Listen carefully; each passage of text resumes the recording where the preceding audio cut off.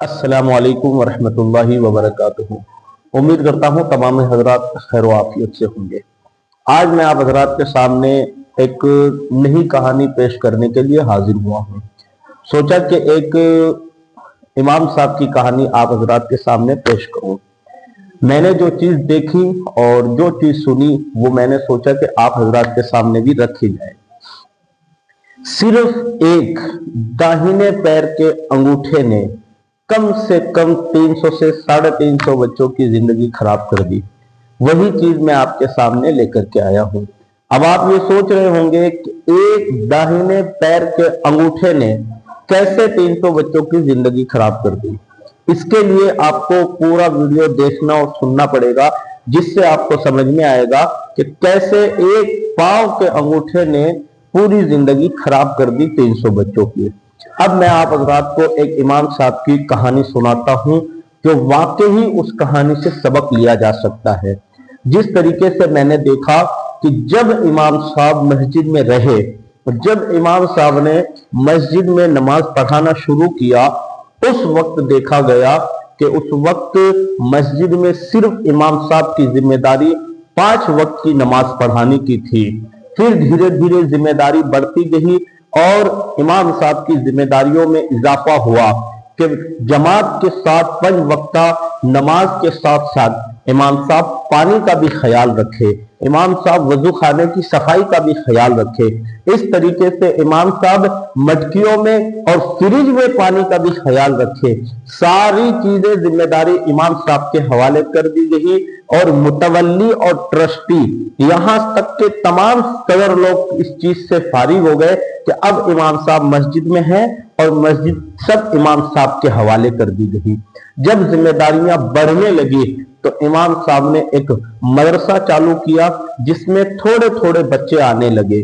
जब कमेटी के सामने इस बात को रखा गया तो कमेटी ने इमाम साहब को 3 कमरे और एक स्टोर रूम पढ़ाने के लिए बच्चों को दिया गया, जिसमें इमाम साहब ने जी जान लगा करके मेहनत की और बच्चों को पढ़ाना शुरू किया। जब बच्चे पढ़ने लगे, बच्चों के अंदर मेहनत लोगों को दिखने लगी, तो सब लोगों के सामने सब लोगों ने अपने अपने बच्चों को मदरसे में एडमिशन दिलाना चाहा और मदरसे में पढ़ाना शुरू किया।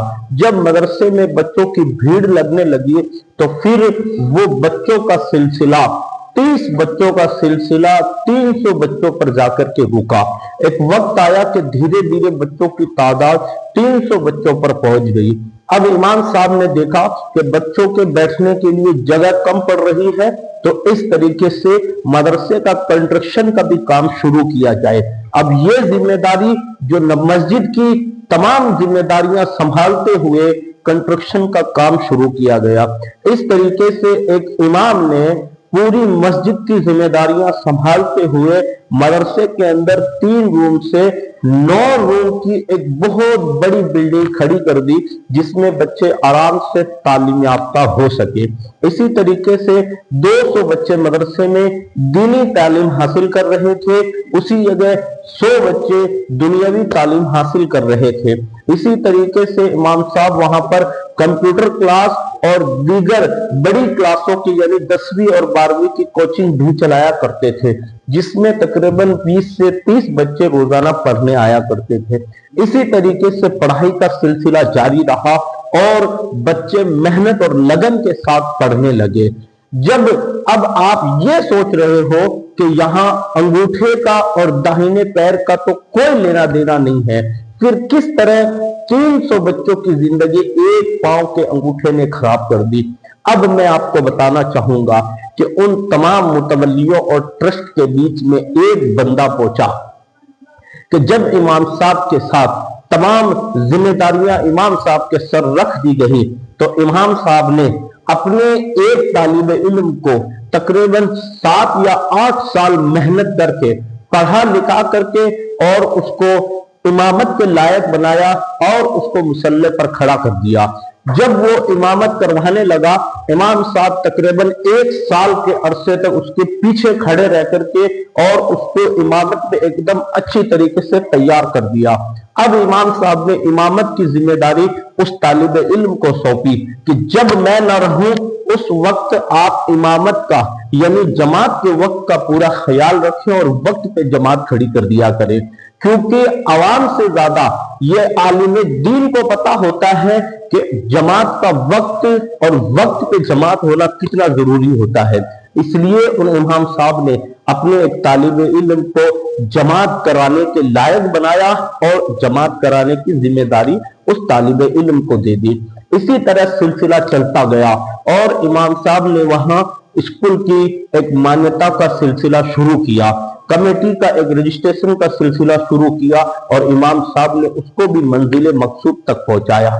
जब शोर शोर के साथ में मस्जिद, मदरसा और स्कूल उरूज पर चढ़ने लगे, जब मस्जिद और मदरसा और स्कूल बुलंदियां छूने लगे, तब जाकर के उन कमेटी के लोगों में एक ऐसा बंदा पहुंचा जिसने एक मसला बयान किया, जिसने एक मसला बताया और सदर साहब को और कमेटी के दीगर मेंबरान को समझाया कि ये मसला इस तरीके से है कि दाहिने पैर का अंगूठा हालत नमाज में अगर हुई भी जाए तो इमाम साहब की नमाज नहीं होती और इमाम साहब के पीछे तमाम मुक्तदियों की नमाज नहीं होती। अब वो जाहिल आदमी, वो जाहिल मुतवल्ली और जाहिल ट्रस्टी उसकी बात में आ गए और उसकी बात मान ली। इसी तरीके से एक आदमी ने गलत मसला बताया और गलत मसले पर अमल करके उन लोगों ने उन इमाम साहब को मस्जिद से बर्खास्त किया और इस तरीके से तमाम बच्चे उस मदरसे को छोड़ करके चले गए और उस एक आदमी ने एक गलत मसले की वजह से तमाम बच्चों की जिंदगी बर्बाद कर दी। आज तक वो बच्चे वापस इसी तरीके से तालीम याफ्ता तक नहीं पहुंच पाए। अब आप इस तरीके से देखें कि तमाम लोग वहां मौजूद थे और तमाम बच्चे वहां मौजूद थे, सब लोग उस चीज का जिक्र कर रहे थे कि हमको पढ़ना है, हमको अपने बच्चों को पढ़ाना है, लेकिन बस एक ही बात थी मुतवल्ली और ट्रस्ट के दिमाग में कि इन इमाम साहब के पीछे नमाज नहीं होती। मेरे भाइयों, किसी मसले पर भरोसा करने से पहले, किसी मसले पर बहस करने से पहले उस मसले के सिलसिले में एक आलिम दीन से राब्ता करें, एक मुतबर्रिक आलिम से पूछें कि ये मसला हकीकत में है क्या। मैं आपको दिखाता हूं, मैंने उस किताब का हवाला भी पेश किया है, जिस तरीके से उस किताब का नाम है गलत फहमियां, उसके अंदर ये पूरा मसला बयान किया गया है। वो किताब मैं आपके सामने पेश कर दूंगा। जिस तरीके से आपके सामने वीडियो में बगल में ये जो पर्चा दिख रहा है, इसमें आप अच्छे तरीके से देख लो और अगर उर्दू पढ़ना जानते हो तो इसको पढ़ करके देख लो कि इसमें साफ साफ लिखा हुआ है कि हालत नमाज में दाहिने पैर का अंगूठा हिल जाने से या पूरा पैर हिल जाने से नमाज में कोई कराहत नहीं आती। और इमाम साहब ने जो पांव हिलाया था वो दर्द की कराहत पे हिलाया या किसी उज्र शरई पे हिलाया, लेकिन पांव हिलाने पर या अंगूठा हिलाने पर नमाज में कोई कराहत नहीं आती। जब कोई कराहत नहीं आती तो फिर तमाम बच्चों की जिम्मेदारी किसके हवाले, तमाम बच्चों की पढ़ाई की जिम्मेदारी किसके हवाले रही। अब वहां पर न कोई बच्चा तालीम के लिए जा सकता है और न ही कोई वहां बच्चों को संभालने के लिए कोई स्टाफ दिखता है। इसलिए मैं तमाम उम्मत मुस्लिमा से गुजारिश करूंगा, एक मसला अगर आप किसी को बताते हो तो पूरी जिम्मेदारी के साथ बताओ। अब ये सोचो, जो गुनाह, जो गलती दुनिया में आपके सामने दिख रही है वो एक गलती है और वो एक गुनाह है जिसको आप देख रहे हो। क्या आपने सोचा कयामत के दिन अगर अल्लाह ने इस बारे में एक सवाल भी किया कि बताओ तुमने ये बच्चों के साथ क्यों किया, बताओ ये चीज तुमने उस आलिम के साथ क्यों की, बताओ तुमने अल्लाह के घर को वीरान कर दिया, हुजूर अलैहिस्सलाम के घर को वीरान कर दिया। तमाम उम्मत मुस्लिमा, तमाम आलिम ये चाहते हैं कि किसी तरीके से हम अपनी कौम के बच्चों को पढ़ाएं, लेकिन आपने अपने ही जबान की वजह से और आपने अपनी एक गलत फहमी की वजह से तमाम बच्चों की जिंदगी खराब कर दी, तमाम बच्चों को तालीम से कोरा रख दिया। اگر قیامت کے دن قبر کے اندر اگر اس کا سوال ہوا تو اس کا ذمہ دار کون ہوگا؟ تم کیا سوچ کر کے اتنے بڑے بڑے ڈیسیجن یوں لے جاتے ہو کہ کیا فرق پڑے گا؟ کیا فرق پڑے گا؟ یاد رکھنا، تمام زندگی کی نیکیاں اور ایک گناہ تمام زندگی کی نیکیوں پہ بھاری پڑ جائے گا۔ اس لیے میں ان تمام امت مسلمہ کے صدر اور سیکرٹریوں سے اور جو مسجد کے متولی اور ٹرسٹی ہیں وہ اس بات کا خاص خیال رکھیں، کچھ بھی ہو جائے، کسی بھی حد تک جانا پڑے، لیکن مسجد اور مدرسہ ہر صورتحال میں آباد رہے۔ یہاں تک کہ ایسی مسجدوں کا بھی میں نے معائنہ کیا ہے جہاں پر امام بیچارے 30 سال سے امامت کرواتے ہیں لیکن ان کی تنخواہ کے تعلق سے کوئی بات نہیں کرتا۔ اگر کوئی بات کرتا ہے تو اس کی بات کو دبا دیا جاتا ہے۔ جس طریقے سے امام کی فیسلٹی کی بات کی جاتی ہے اس کی بات کو دبا دیا جاتا ہے۔ اگر امام کوئی کام کرنے کی کوشش کرتا ہے اس کی کام کو دبا دیا جاتا ہے۔ آخر امام ہے کس لیے؟ صرف اور صرف 5 وقت نماز پڑھانے سے امام بری ذمہ نہیں ہو جاتا۔ یاد رہے، امام کی ذمہ داری ہوتی ہے کہ وہ اپنی مسجد میں 5 وقت نماز کے ساتھ ساتھ اس بات کا بھی خیال رکھے کہ میرے محلے میں کتنے لوگ گناہوں میں مبتلا ہیں، کتنے لوگ کون سا گناہ کر رہے ہیں جن کو میں گناہ سے دور کر سکوں۔ امام کے پاس تمام اپنے محلے کی بیواؤں کی ایک لسٹ ہونی چاہیے۔ امام کے پاس تمام اپنے محلے کے یتیم بچوں کی لسٹ ہونی چاہیے تاکہ وہ ان کی کچھ امداد کروا سکے، کچھ ان کی ضروریات کو پورا کروا سکے۔ لیکن حقیقت یہ ہوتی ہے امام کی خود کی ذمہ داری بیچارے کی پوری نہیں ہوتی ہے۔